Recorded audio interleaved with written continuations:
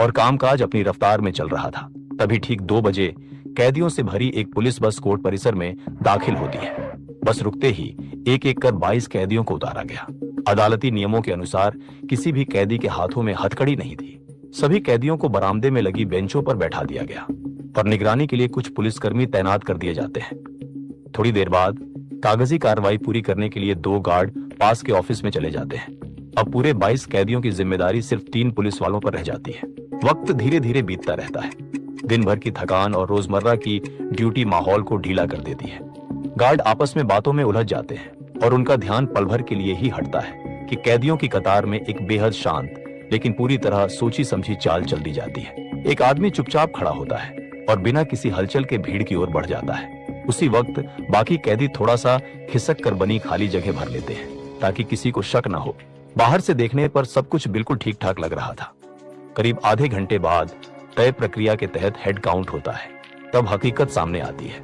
गिनती पूरी होती है लेकिन संख्या 22 नहीं 21 निकलती है। पुलिस समझ चुकी थी कि भीड़ से भरे कोर्ट परिसर से एक खतरनाक कैदी गायब हो चुका है। ये कोई मामूली अपराधी नहीं था। ये था अफजल उस्मानी, इंडियन मुजाहिदीन का एक खतरनाक आतंकी। और अब वह फिर से शहर की सड़कों पर आजाद घूम रहा था।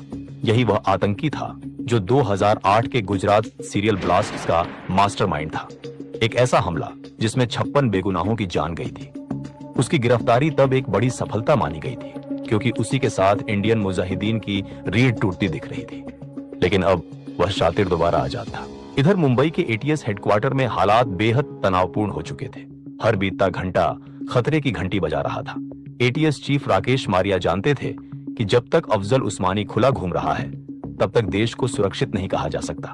एक पल भी गंवाए बिना उन्होंने इंस्पेक्टर कदम को फोन मिलाया। अब इंस्पेक्टर कदम वही जांबाज अफसर थे जिन्होंने सालों पहले उस्मानी को पहली बार सलाखों के पीछे पहुंचाया था। इसके बाद टीम पुराने सुरागों को खंगालना शुरू करती है। कड़ियां जोड़ते हुए उनकी तलाश जा पहुंचती है मुंबई की धारावी झुग्गियों में स्थित एक छोटे से मकान तक जहां उस्मानी की बहन का घर था। पूछताछ के दौरान वह जानबूझकर टीम को गलत दिशा में भटकाने की कोशिश करती है। लेकिन तभी इंस्पेक्टर कदम की नजर दीवार पर टंगी एक पुरानी तस्वीर पर टिक जाती है। तस्वीर में उसका बेटा जावेद। तभी बहन बताती है कि जावेद काम के सिलसिले में दुबई चला गया है। लेकिन यह सुनते ही इंस्पेक्टर कदम को शक होने लगता है। वह सोचते हैं कि धारावी की तंग गलियों में पला एक लड़का अचानक विदेश जाने का खर्च कैसे उठा सकता है। शक गहराता है और तुरंत जेल के रिकॉर्ड खंगाले जाते हैं। अब पता चलता है कि यह वही जावेद है जो अपने मामा से मिलने जेल में लगातार आता रहा था। अब शायद धुंधली तस्वीर थोड़ी साफ होने लगी थी कि जावेद दुबई नहीं बल्कि अपने फरार आतंकी मामा के साथ हो सकता है। अब पुलिस पूरे शहर में अपने मुखबिरों को सतर्क कर देती है और यहीं से शहर में शुरू होती है एक खामोश लेकिन बेहद खतरनाक तलाश। अक्टूबर लगभग खत्म होने वाला था लेकिन पूरे 1 महीने बाद भी फरार आतंकी का कोई सुराग नहीं मिला था। ये खामोशी अब डर पैदा करने लगी थी। मुंबई पुलिस पर दबाव इतना बढ़ चुका था कि हर पल यही आशंका बनी रहती थी कि कहीं देश के किसी कोने में फिर से कोई अनहोनी न हो जाए। उम्मीदें जवाब दे रही थीं, तभी एक हल्की सी सूचना ने पूरी कहानी की दिशा बदल दी। खबर मिली कि जावेद वापस धारावी लौट आया है। जानकारी मिलते ही इंस्पेक्टर कदम और उनकी टीम बेहद सटीक योजना के साथ अंडरकवर धारावी में दाखिल होती है, बिल्कुल आम लोगों की तरह सुबह की भीड़ में घुलते हुए। कुछ अफसर पास की चाय की दुकान से नजर बनाए रखते हैं जबकि इंस्पेक्टर कदम एक पुरानी मोटरसाइकिल पर बैठे जावेद के घर से अपनी आंखें नहीं हटाते। जैसे ही जावेद बाहर निकलता है उसे तुरंत आभास हो जाता है कि कुछ गड़बड़ है। अगले ही पल वह भागने लगता है। धारावी की तंग गलियां, घुटन भरा माहौल और पीछे पीछे पुलिस के तेज होते कदम। इन गलियों में पला बढ़ा जावेद, उसे हर मोड़ ऐसे याद था जैसे कोई नक्शा। वह गलियों के भूल भुलैया जैसे जाल में ओझल होने की कोशिश करता है। लेकिन इंस्पेक्टर कदम अपनी मोटरसाइकिल को एक शॉर्टकट से मोड़कर उसकी इकलौती निकलने वाली राह रोक लेते हैं। अब भागने का कोई रास्ता नहीं बचता। घिरा हुआ, कांपता हुआ 19 साल का जावेद आखिरकार हिरासत में ले लिया जाता है। पूछताछ ज्यादा देर नहीं चलती। जावेद टूट जाता है और सब कुछ बता देता है। वह कबूल करता है कि फरारी के तुरंत बाद उसका मामा उससे मिला था और इस पूरे प्लान के लिए पैसे उसकी मां ने दिए थे। अब उनका मकसद पूरी तरह साफ हो चुका था।